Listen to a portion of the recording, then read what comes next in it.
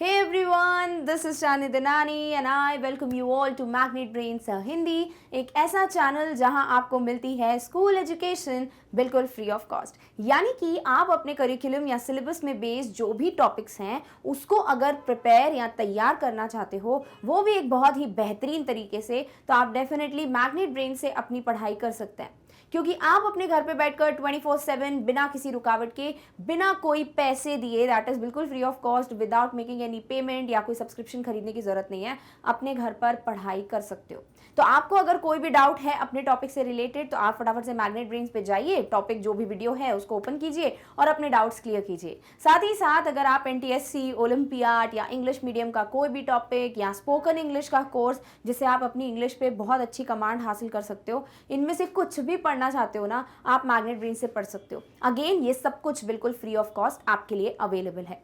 Also अगर आप चाहते हो कि भाई ये सब कुछ हमारे सामने प्रॉपरली अरेंज करके दे दीजिए ताकि हम क्लिक करके वीडियोस देख लें, तो आपको टेंशन लेने की जरूरत नहीं है, बिकॉज ऑलरेडी वेबसाइट जो है हमारी magnetbrains.com, वहां पर आपको सारी चीजें प्रॉपर तरीके से अरेंज कर दे दी जाती हैं। आप बस क्लिक करते हो और वीडियोस तक पहुंच जाते हो। अब वेबसाइट के बारे में क्या है, कैसे देखते हैं वीडियोस, कैसे पहुंचते हैं, वो सब आपको पता चलेगा इस वीडियो के अंत में। बट फिलहाल हम आ जाते हैं आज के टॉपिक के ऊपर कि भैया आज पढ़ने क्या वाले हैं। तो आज आप पढ़ोगे अपनी फर्स्ट फ्लाइट जो बुक है आपकी, उसकी सबसे लास्ट पोअम जो कि है फॉर एन ग्रेगरी। आपके पास एक चैप्टर है फर्स्ट बुक में जो कि है the sermon at Benares, right. बहुत ही प्यारा चैप्टर है, हम ऑलरेडी पढ़ चुके हैं। और उसी में एक कविता दी हुई है जिसमें अगेन आप एक बहुत बड़ी सच्चाई जो है उससे रूबरू होंगे, एक बहुत बड़ा बिटर ट्रुथ जो है वो आप जानेंगे। ऑलरेडी जान चुके हो एक बहुत बड़ी सच्चाई सर्मन एट बनारस में, और उसी से रिलेटेड आपको कविता भी दे दी गई है। तो ये जो कविता है इसका टाइटल है फॉर एन ग्रेगरी। क्यों? क्योंकि यहाँ पर जिसके बीच बात हो रही है वो है एक पोएट और हमारी जो ये कन्या है जिनका नाम है एन ग्रेगरी, और इसीलिए टाइटल में भी उन्हीं का नाम दे दिया गया है। क्लियर? सो ये कविता आपको बहुत ही बढ़िया मैसेज देगी, बट फटाफट से इसका इंट्रोडक्शन देख लेते हैं ताकि आप फिर पहले स्टैंजा पर जा सकें। डन? ऑलराइट, चलिए। सो बेसिक सा इंट्रोडक्शन है कि भैया सबसे पहली बात, लिखी किसने है ये कविता, और आपको पता होना चाहिए बिकॉज क्वेश्चंस में ना अगर आप पोइट का नाम इस्तेमाल कर लेते हैं या ऑथर का नाम लिख देते हैं जहां जरूरत है तो डेफिनेटली एग्जामिनर खुश हो जाता है, और एक्स्ट्रा मार्क्स तो नहीं बट एटलीस्ट अच्छे माइंड सेट के साथ वो आपके जो आंसर है वो चेक करेगा। क्लियर? सो पोइट कौन है? William Butler येट्स। सो इन्होंने लिखी है कविता, बहुत जाने माने कवि हैं ये, बहुत ही अलग हटके कविता लिखने के लिए जाने जाते हैं, और उनमें से एक हटके कविता आपको आज के वीडियो में मिलने वाली है। बात क्या हो रही है भाई? The poem is a conversation between the poet and a young girl. एक बहुत ही नौजवान कन्या और पोएट के बीच का ये कॉन्वर्सेशन है जो इस कविता में आप पढ़ रहे हो। सो दिस इज व्हाट, अ वार्तालाप, अ बातचीत बिटवीन कवि एंड दिस गर्ल जिसका नाम है Anne Gregory. The poem focuses on the idea of true love. अब हम बात किसके बारे में करने वाले हैं? यस, जो पढ़ा वही है कि भैया सच्चा प्यार क्या होता है उसके बारे में हम बातचीत करेंगे आज के कविता में। ज्यादा एक्साइटेड होने की जरूरत नहीं है कि अरे वाह आज तो कुछ अलग पढ़ेंगे, नहीं। आप जो सच्चाई है वो जानेंगे कि भैया ट्रू लव होता क्या है। जो हमारे लिए ट्रू लव होता है ना, it is not actually true love, it's just attraction, और जो हम लाइफ में फॉलो करते आ रहे हैं वो गलत है। सो हमें अपनी लाइफ का जो अप्रोच है, जो थिंकिंग है दूसरों को लेकर, वो कैसे चेंज करनी है, एग्जैक्टली ट्रू लव का जो रियल मतलब है वो क्या है, ये सब कुछ पढ़ने को मिलने वाला है। सो आई होप क्लियर हो गया बेसिक सा इंट्रोडक्शन और एक्साइटेड हो आज की कविता को जानने के लिए। सो फटाफट से इसको हिंदी में पढ़ लेते हैं और फिर मैं आपको पहले स्टैंजा का एक्सप्लेनेशन दूंगी। क्लियर? All right. सो सबसे पहली बात, कवि है विलियम बटलर येट्स। कविता कवि और एक युवा लड़की के बीच की बातचीत है। कविता सच्चे प्यार के विचार पर केंद्रित है कि सच्चा प्यार होता क्या है। डन? ऑलराइट, चलिए सबसे पहले बात करते हैं पहले स्टैंजा की। Never shall a young man thrown into despair by those great honey-colored ramparts at your ear, love you for yourself alone and not your yellow hair। अभी पहला जो ये छंद है, जो पहला स्टैंजा है, इसमें पोएट बात कर रहे हैं एन ग्रेगरी से। पोएट जो है, जो ये यंग गर्ल है एन ग्रेगरी, उसे कुछ बता रहे हैं, और वो क्या बोल रहे हैं? Never shall a young man thrown into despair. यानी कि एन ग्रेगरी से वो ये कह रहे हैं कि कोई भी अगर नौजवान, कोई भी एक यंग लड़का जो है, अगर आपको आके अपनी दिल की बात कहता है और आप अगर उसे रिजेक्ट कर देती हैं, एन ग्रेगरी को कह रहे हैं, तो वो बहुत ज़्यादा दुखी हो जाएगा ऑब्वियसली, राइट। बट इसका मतलब ये नहीं है कि वो दुखी इसलिए हुआ है क्योंकि वो आपसे बहुत सच्चा प्यार करता है तो वो बहुत ज़्यादा दुखी हो गया, नहीं, इसका कोई दूसरा रीज़न है। वो क्या है? By those great honey coloured ramparts at your ear, love you for yourself alone and not your yellow hair. अभी ये जो एन ग्रेगरी है ना, इनके बहुत ही खूबसूरत से हनी कलर क्या होता है? शहद का जो येलोइश होता है ना, येलो ब्राउनिश कलर, वो उस तरीके के कलर के बाल हैं एन ग्रेगरी के, ठीक है। तो एन ग्रेगरी जो है बड़ी खूबसूरत हैं, उनके बाल बड़े खूबसूरत से हैं, येलो बिल्कुल हनी कलर के, और उनके जो कान है ना, जो ईयर हैं, उस पर बाल जो है वो गिरते हैं, जैसे फ्लिक्स गिरती हैं, ठीक है। और ये फ्लिक्स जो हैं, जो बाल हैं, जो लटे हैं, वो उनके कान पर ऐसे हैं जैसे कि जो किला नहीं होता है, फोर्ट नहीं होता है, उसके आसपास दीवारें खड़ी करी जाती हैं ताकि उसको प्रोटेक्शन मिले, राइट। आपने कभी देखा होगा, जैसे आपने अगर रेड फोर्ट देखा है, लाल किला देखा है, तो आपने देखा होगा उसके आसपास ना बहुत बड़ी बड़ी दीवारें, बहुत ही बड़ी बड़ी दीवारें खड़ी हुई हैं। वो दीवारों को कहा जाता है रैम्पर्ट्स। रैम्पर्ट्स यानी ऐसी दीवार, ऐसी हाई वॉल, ऐसी ऊंची दीवार जो कि उस किले को, उस बिल्डिंग को प्रोटेक्शन देती है। उसी तरीके से ये एन ग्रेगरी के जो बाल है ना, उनके फेस पे इस तरीके से हैं कि एक तरीके से उन्होंने, वो बाल ने उनकी जो असली खूबसूरती है, यानी कि जो उनका असली खूबसूरती क्या होती है? फॉर यू असली खूबसूरती इज व्हाट? असली खूबसूरती मीन्स कि आप पर्सन कैसे हो, आप इंसान कैसे हो, आपका व्यवहार कैसा है, आप में क्या अच्छी क्वालिटीज़ हैं कि नहीं।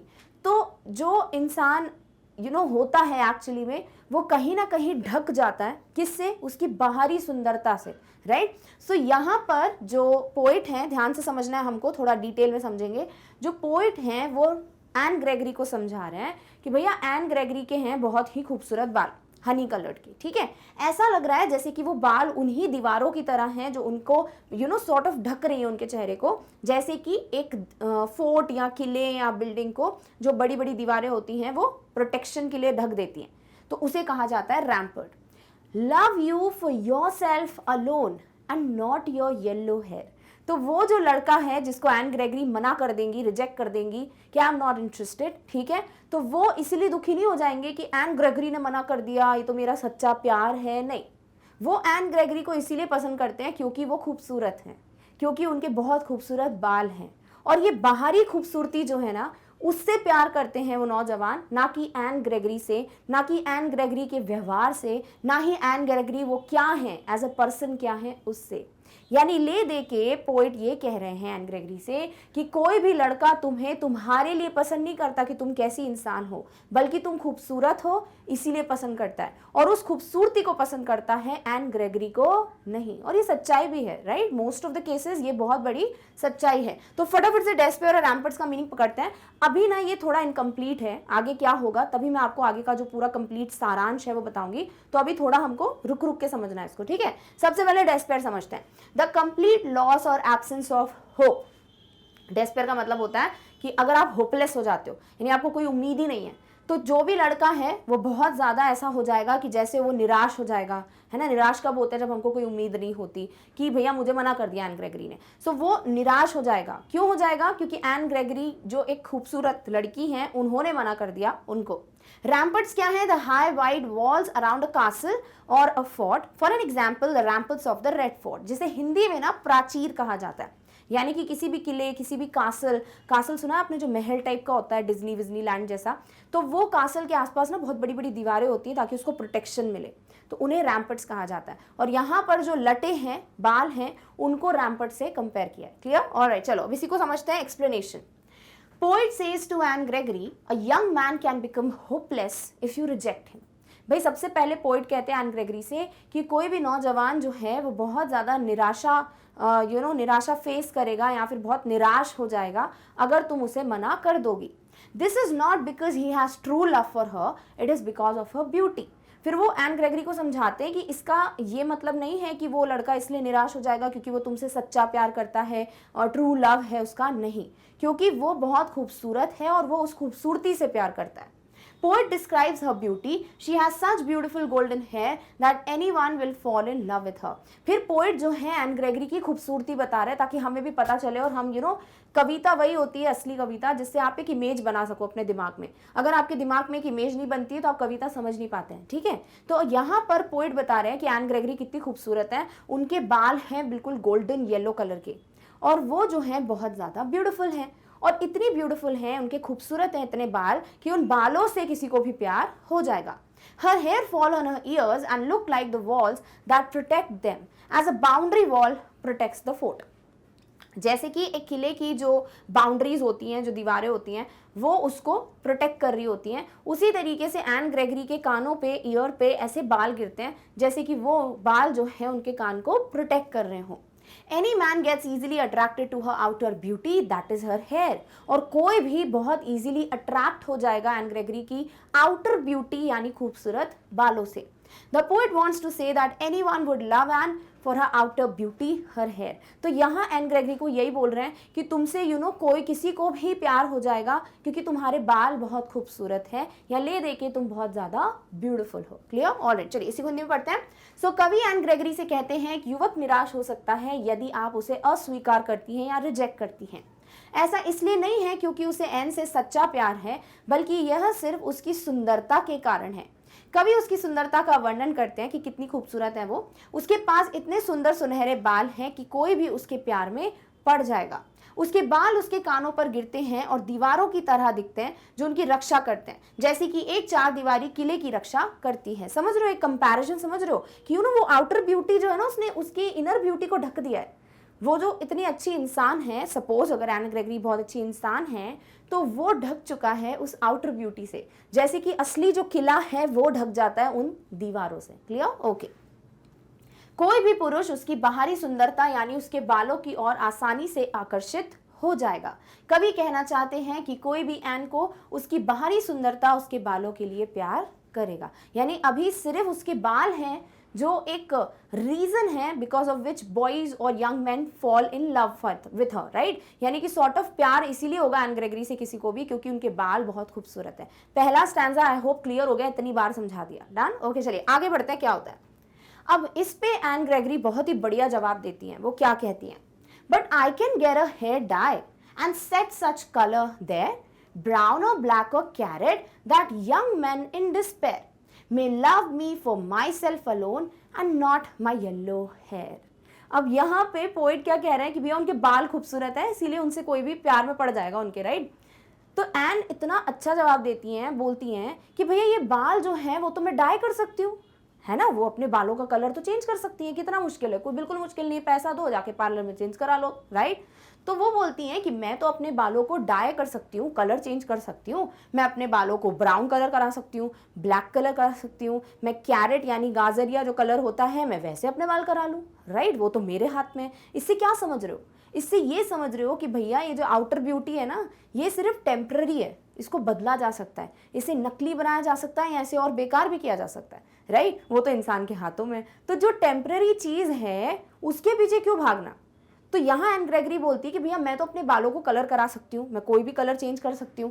That young man in despair में love me for myself alone and not my yellow hair. तो बोलती है अगर मैं अपने बालों को कलर करा लूंगी तो मेरे खूबसूरत येलो बालों की वजह से लोग मुझे पसंद नहीं करेंगे, या जो लड़के हैं वो मुझे सिर्फ इसलिए पसंद नहीं करेंगे क्योंकि मेरे बाल येलोविश हैं, बल्कि अब वो मुझे मेरे असली ब्यूटी यानी कि मेरा जो व्यवहार है कि मैं इंसान कैसी हूँ उसके लिए मुझे प्यार करेंगे। तो यहाँ पर वो ये बोलना चाह रही हैं कि भैया अगर मैं अपने बालों को कलर करा लूँ तो फिर जो यंग मैन है वो मुझे मेरे लिए यानी because of like what I am actually as a person, मैं असलियत में कैसी इंसान हूँ उसके लिए पसंद करेंगे मुझे, मेरी इनर ब्यूटी के लिए मुझे पसंद करेंगे।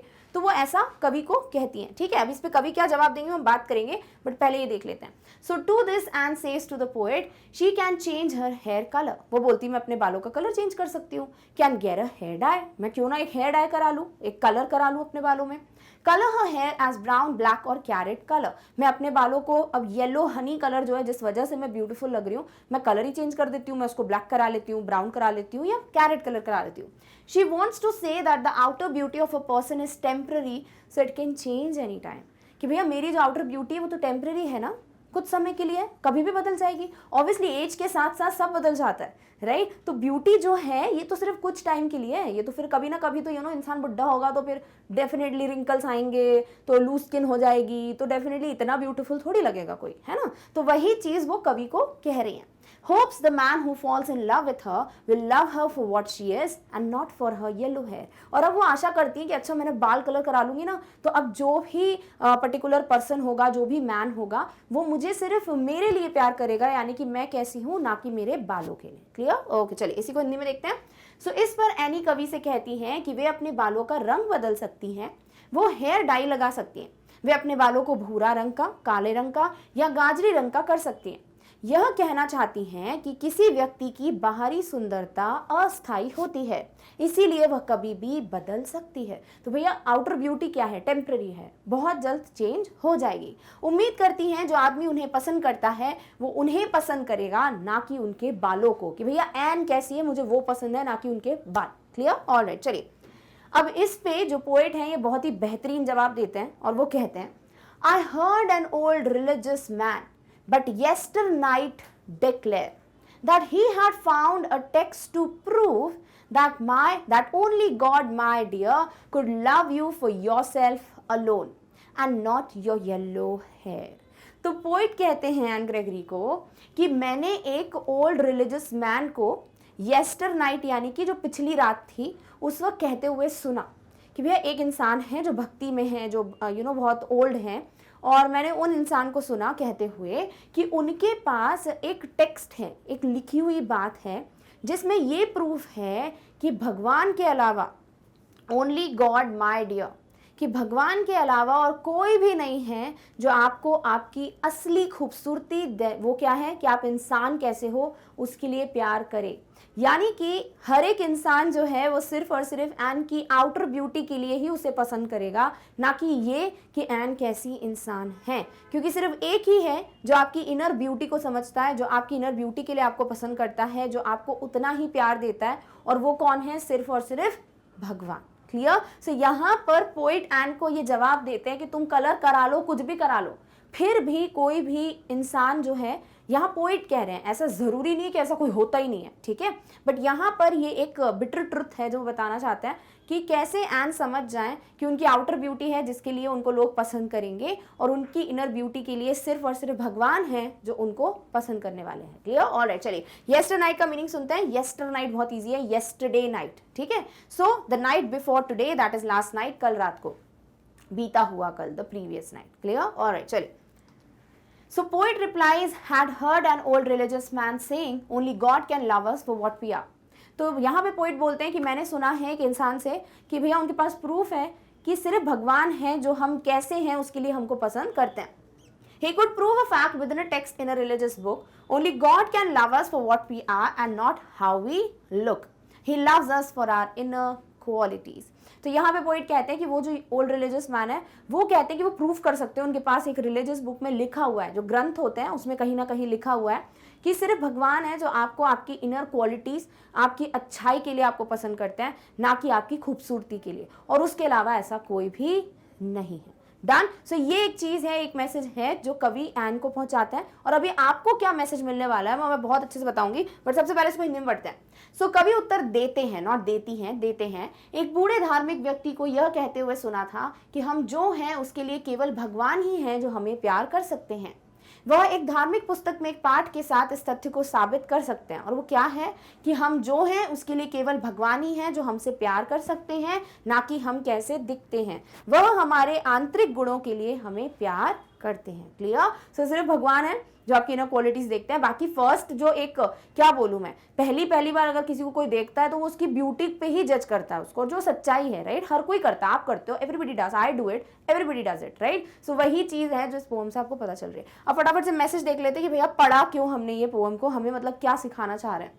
So true nature of humans is that they are always carried away by the outer beauty which is temporary and never pay attention to the true nature of the person।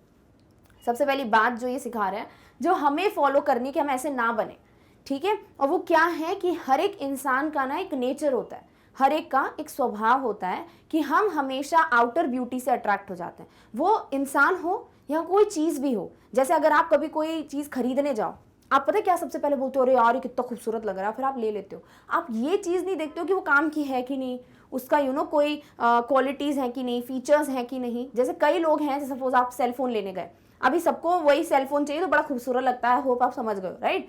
सो वो आप क्यों लेते हो कि भैया अच्छा लग रहा है यार, बहुत ही अच्छा दिखता है, ऐसे फोटो वोटो लेंगे, मिरर सेल्फी तो बहुत ही अच्छा लगेगा, लोग जब वो आधा खाया हुआ सेब देखेंगे, राइट। बट आप ये नहीं देखते हो कि भैया वो जितना मेरे लिए काम का है कि नहीं, मेरे लिए अफोर्डेबल है कि नहीं, अभी ज़रूरत है क्या मेरे को उस फ़ोन की, क्या मैं दूसरा फ़ोन नहीं ले सकता। तो ये सब चीज़ें हम कभी भी फॉलो नहीं करते। उसी तरीके से हमारा एक नेचर है कि हम हमेशा आउटर ब्यूटी जो कि अस्थायी है, ठीक है, जो कि टेम्परेरी है, उसके पीछे भागते हैं। हम कभी ये नहीं देखते कि असलियत में वो इंसान कैसा है। Done. Next, a person is not loved for his basic nature but because of his और her outward physical appearance. Maximum majority ऐसा ही होता है। अभी तो बहुत ज़्यादा एक माइंडसेट डेवलप होने लगा है सबका, बट बहुत ज़्यादा ऐसा होता है मेजॉरिटी पीपल कि वो जो बाहरी एक अपीयरेंस है किसी भी इंसान का, उसके लिए उसको ट्रीट करते हैं उसी तरीके से कि हाँ ये ब्यूटीफुल है, गुड लुकिंग है, तो भैया I have to kind of give respect. ये अच्छा नहीं दिखता है तो चलो ठीक है, ऐसा बहुत लोग करते हैं, राइट। बट हम भूल जाते हैं कि भैया क्वालिटीज़ देखो, क्या पता किसी में इतनी क्वालिटीज़ हो कि वो आपको भा जाए, right. Next, it is not possible to love one for oneself, only God can do so. And next important message कि ये बहुत मतलब मैं ऐसा नहीं बोलूँगी इम्पॉसिबल है, बट बहुत कम पॉसिबल है कि कोई आपको आपकी इनर क्वालिटीज़ के लिए पसंद करे, because it is only God, भगवान, जो आपको आपकी इनर क्वालिटीज़ के लिए आपको पसंद करते हैं, और बाकी लोग जो हैं वो कभी ना कभी कहीं ना कहीं आपको आपकी आउटर ब्यूटी के लिए जज जरूर करेंगे। डन। ओके, चलिए अब इसी को हिंदी में पढ़ते हैं।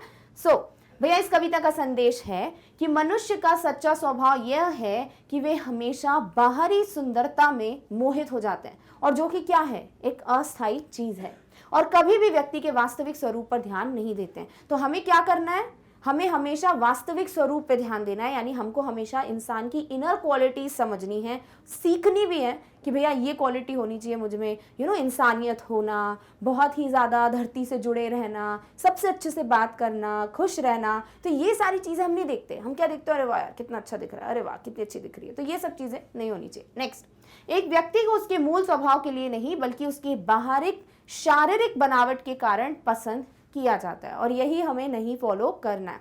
लास्ट है, किसी को अपने लिए प्यार करना संभव नहीं है, केवल भगवान ही ऐसा कर सकते हैं कि भैया वो जैसा है उसके लिए उसको पसंद करना, ना कि जैसा वो दिखता है। Done. So I hope title clear हो गया कि फॉर एंड ग्रेगरी क्यों बोल रहे हैं, बिकॉज उससे ही बात हो रही है, ठीक है।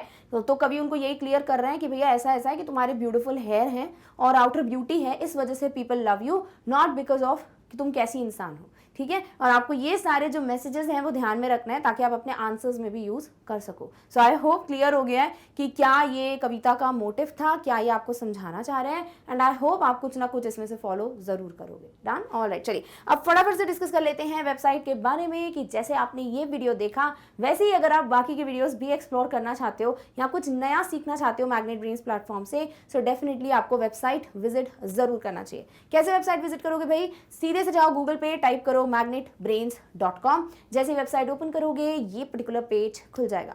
अब इस पेज पे ध्यान से देखो, सारे ऑप्शंस हैं आपके सामने। आप अगर इंग्लिश मीडियम का कोई भी कोर्स एक्सप्लोर करना चाहते हो कि चलो कुछ सीख ही लेता हूँ, कुछ नया ही सीखोगे, है ना।